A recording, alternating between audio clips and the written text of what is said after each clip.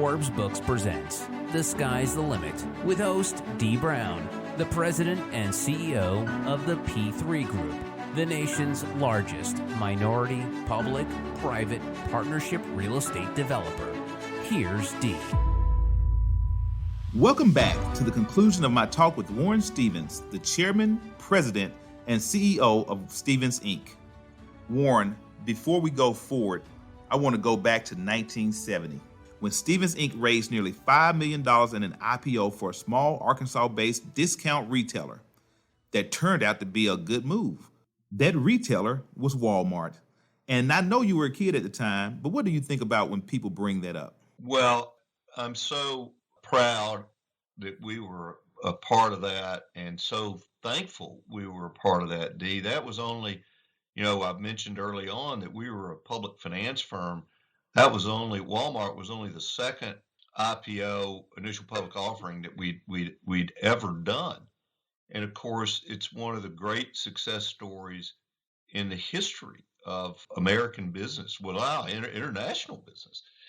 To have been a part of that, it was very lucky for Stevens Inc. at the time that's the second IPO we ever did. The first one was a success, but nothing's ever going to be what right.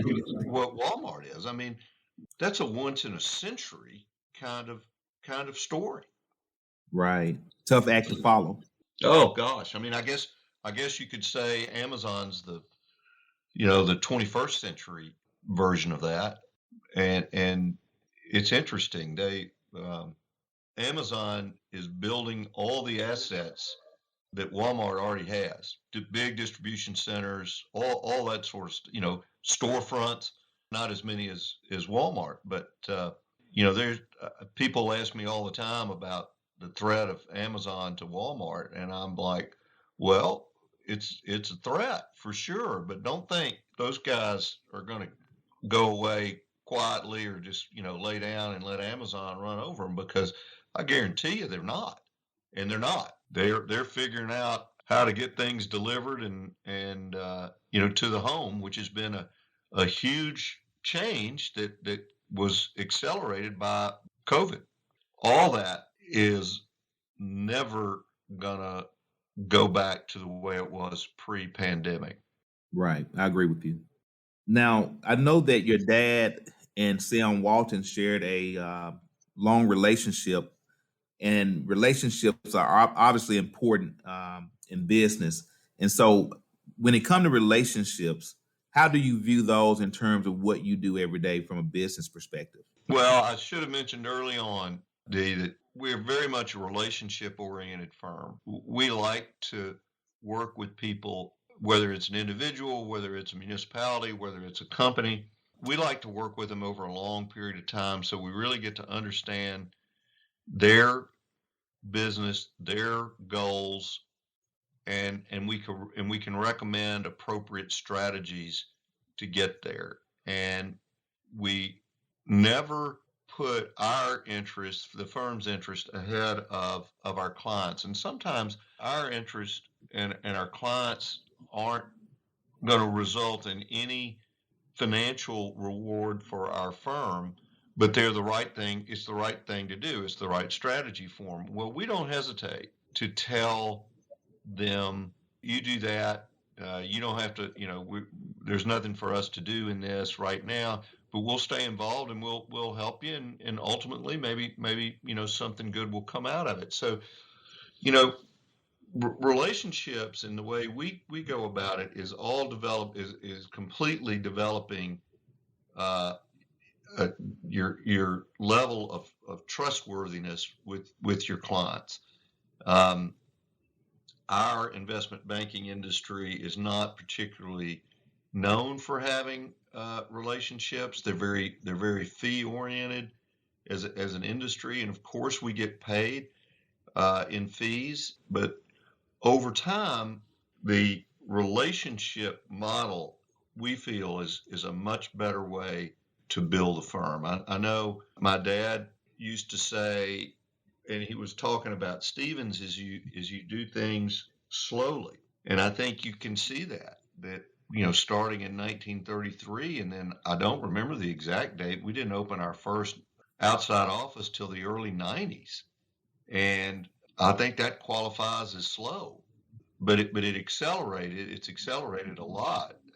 It accelerated in '08 and '09 in particular because so many firms were laying people off, and we used that as an opportunity to grow various parts of our firm. And the people that have joined us over the years believe in that relationship model. And many of them came from firms that were similar to ours that are no longer there. Those firms got acquired by bigger firms, and over time they lose their independence and they lose their culture. And it's not the same working for Bank of America, focused on small and mid cap companies, as it is at Stevens. They're such behemoths, and I don't mean to pick on Bank of America. You could name any of the large so-called bulge bracket firms. They didn't feel like they were a very significant contributor to the overall success of the firm. Where at Stevens, they are, and it takes all of us working to make that happen and the firm grow and succeed. So the relationship aspect of our business is the absolute key to our long-term success. It's relationships that we had prior to me and prior to almost anyone at the firm being there. We've just built on those that were established by my uncle and dad and people that worked with them before us, and we've tried to add to it. And I must say, the reputation that we encounter from people out there that know about the firm and either knew my father, knew my uncle, or watched us operate, we really can get in almost every door we knock on. And it's a testament to them and what they did and what their reputation was. And I know, when I saw you and D Jr. the other day, it came to mind. I got the reputation of my uncle and father. My children are going to have the reputation that I leave them for the firm, and Dee's going to have yours. And so, by golly, it makes you think. Absolutely. I don't want to leave them with the, when all now it's gotten even worse. But when all the Bernie Madoff stuff was happening, I turned to Miles, our oldest, and I said, "Good Lord, those poor kids are going to have to change their last name. You destroyed their future, Right. And for what? Money? Good Lord." I was watching the podcast on your dad, and he said some words that really stuck with me.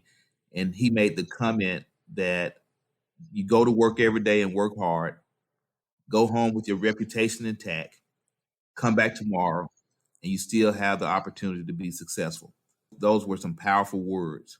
I actually sent that out on a text message to all my team members. Oh, So, good. Well, yeah.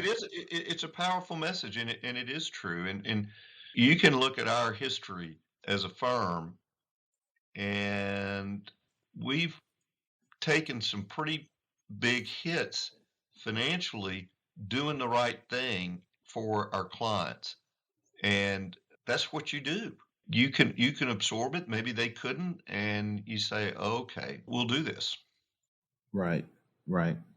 Just kind of circling back to the Walmart story, is there any kind of story that took place behind the scene about that IPO that you think the listeners would find interesting? Any kind of nuances or challenges that make for a good story?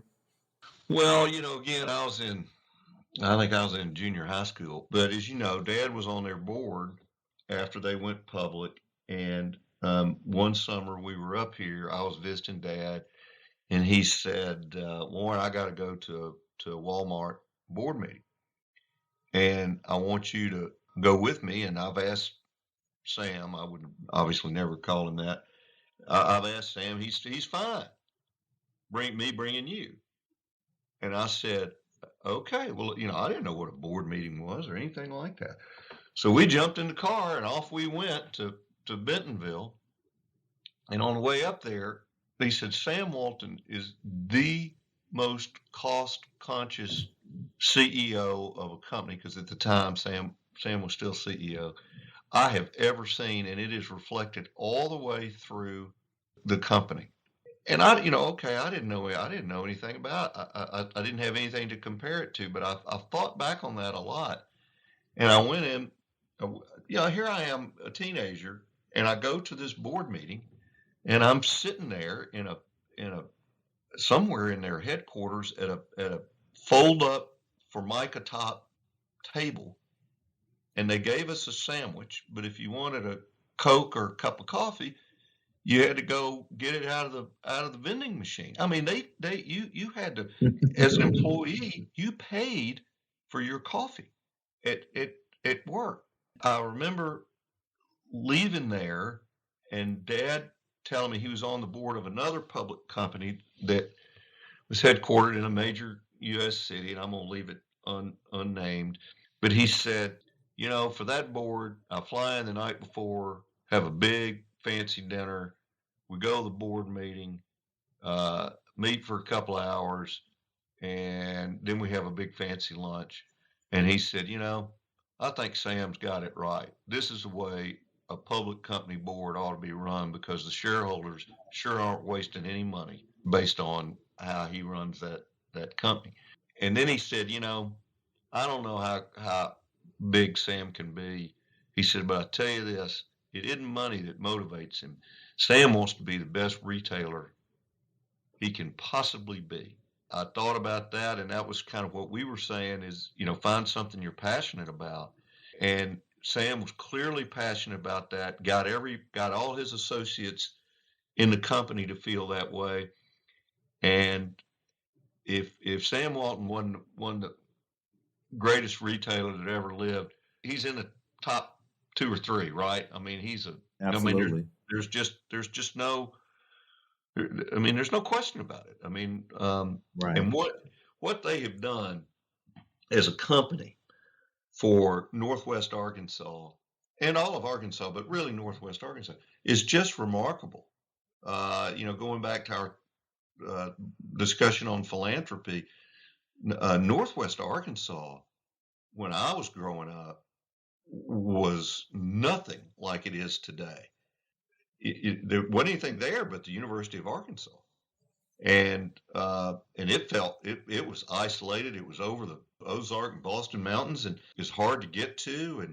And now it's one of the most vibrant places in the country, and basically took a pretty poor part of the state of Arkansas and transformed it into probably per capita the wealthiest part of the state. And as I say all the time, there is no government program or plan in the history of the world before, or will there be one since, that could do what Walmart's done for Northwest Arkansas. Nobody can do that. Now, there are others, certainly Tyson and the Hunts and other companies that are up there that have had tremendous success and contributed, but it started with Sam Walton and his family and Walmart. Right. So just to touch on one more deal during the show, you guys participated in the financing of the New Orleans Superdome. Now, this was a project that no one on Wall Street wanted to touch at the time, but you all were able to pull it off. You issued, I think it was about $113 million in municipal bonds, which was the largest municipal bond issue in the South at the time. Why did Stephens take a gamble on the Superdome? I don't know the answer to that, but Dad and there was a New Orleans bank that at that time banks could have a division that could do public finance, and I can't remember the name of it. We decided we would take that on, and one of the great success stories we've ever been involved with is a Superdome in New Orleans, because first of all, all the bonds were sold in 24 hours. I don't know what New York firms were looking at in terms of the marketability of those bonds, but whatever it was, they were wrong. And you know, the Superdome has been just a home run for New Orleans. I mean, I'm pretty sure New Right. Orleans has hosted more Super Bowls than any other city, and they've hosted NCAA Final Fours. Of course, they have the Sugar Bowl, college national championship game every few years, and that I'm told that the area around the Superdome has, over the years, has been completely transformed by the presence of that building. And of course, they've renovated it over the years and kept it up. So, to emphasize the point, we were talking about a reputation and leaving that as a legacy to your family. In the 90s, we were helping a company make an acquisition in Louisiana, and it was probably going to be a hostile acquisition. Well, as you well know, Dee, Louisiana has state laws, the Napoleonic Code, unlike anywhere else in this Right. country. And so we had a very well-known law firm advising us from New York, but we needed Louisiana representation. So Dad wasn't in town. I went back to see my uncle, and I described the situation to him. I said, "We need, I need some help, and it needs to be, kind of part politics, part legal." And he said, "Well, this is who you need to call, Warren." It was a man by the name of John McKithen, and I didn't know John McKithen from anything. And he said he was on Public Service Commission when I was running ARCLA, and he was governor of Louisiana when your father did the Superdome bonds and really bailed him out of a tough financial situation. So I called John McKithen and I started the conversation off with Governor McKithen. My name's Warren Stevens. I am Whit Stevens' nephew and Jack Stevens' son, and I've got a situation that I think you and your firm might be able to help us on. And I launched into this long discussion about all that. Well, he didn't care one bit about that. And I've got finished, and he said, "You want to run that by me again?" And I said, "Sure." And I started just talking about the deal. And he said, No, the first part. And I said, "Oh, you mean about being Whit Stevens' nephew and Jack Stevens' son?" He said, "Yeah." He said, "Well, let me tell you something." He said, "I wouldn't have been on Public Service Commission, and I don't know what would have happened to me as a politician and governor if your dad hadn't bailed me out on those Superdome bonds." He says, "Your family's never asked me for a thing. You've never asked me for one favor, one thing." And he said, "You come on down here and I'll do what I can to help you get your clients across the finish line."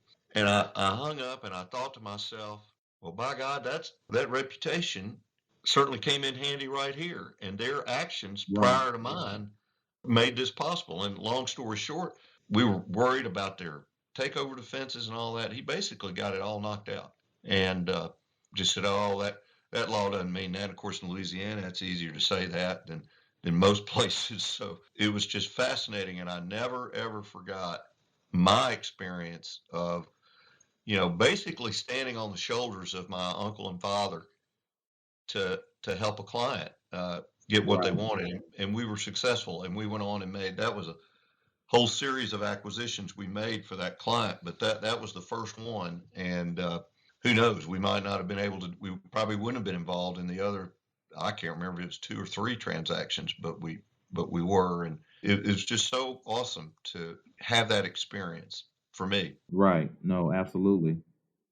So, Warren, if you had to pick a transaction over the last 30 plus years that was probably most transformative, most memorable to you, uh, what transaction would that be?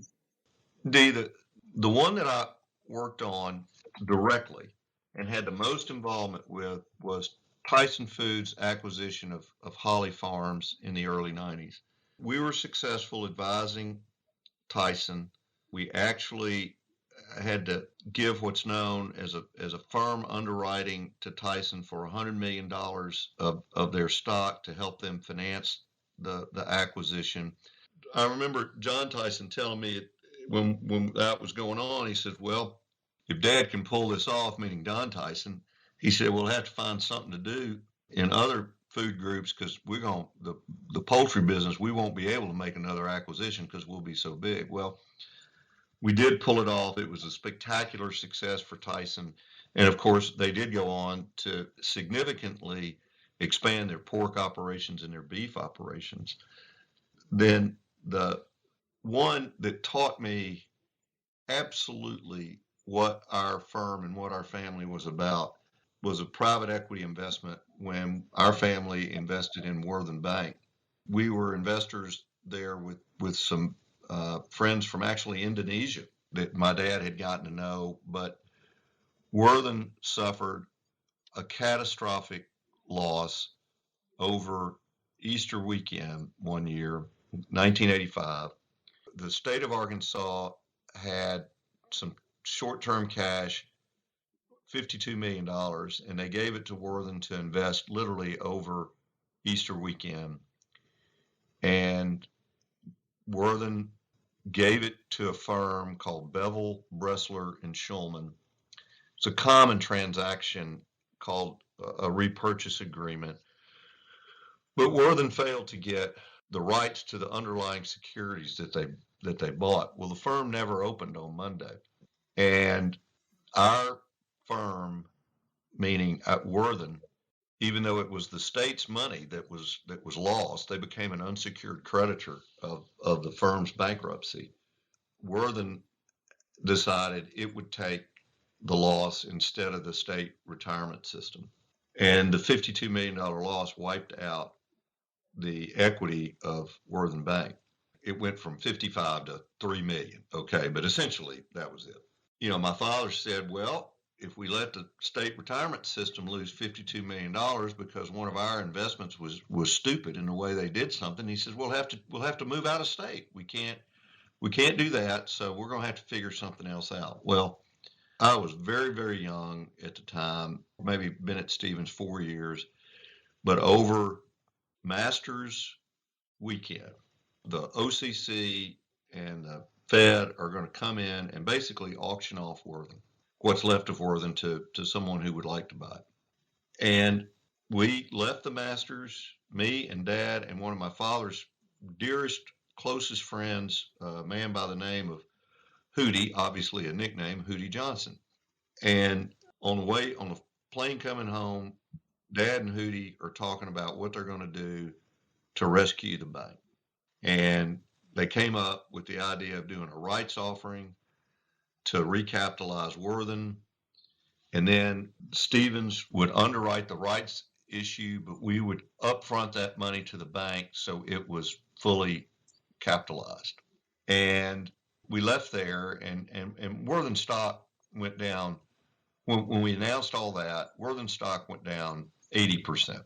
And we took a huge loss on our stock position that took us forever to work our way out of. And at one time after that, in an interview, I said, well, that was, I think you'd have to say Worthen has been a blot on our investment record, but we've done very well and so forth and so on.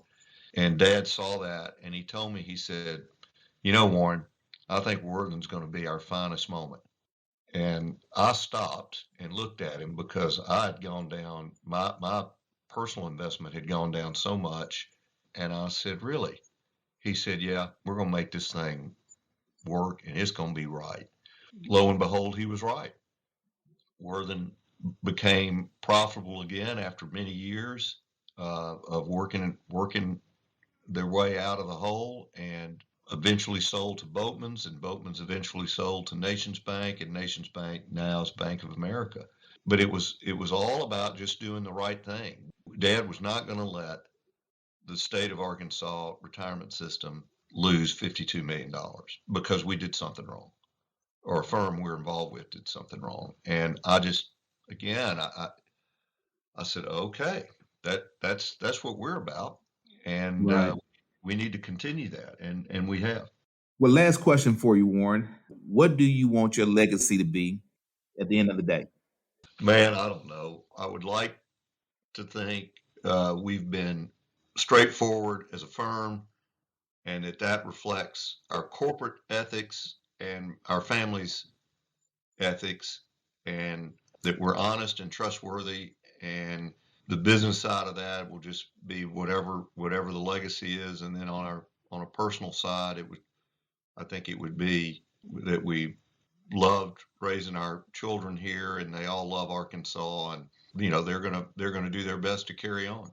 Well, Warren, you have definitely created a legacy and a name that your family and your kids can be proud of. It was a pleasure having you on my very first episode of The Sky's the Limit. I appreciate you participating.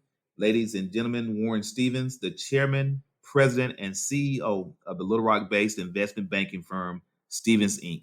Thanks again, Warren. I appreciate having you on the show. No, Dee, thank you. It's an honor. I appreciate it. And we'll keep trying to help Arkansas grow. And that's it for this episode of The Sky's the Limit. If you enjoyed the show, make sure you take a second to subscribe so you automatically get my new shows when they drop. Also, if you have a minute, I'd love if you review our show so more folks can find us. I'll see you next time. This has been The Sky's the Limit with Dee Brown. To find out more about Dee, go to DeeBrownCEO.com. And to connect with the P3 Group, check out the P3GroupInc.com. The Sky's the Limit is a production of Forbes Books.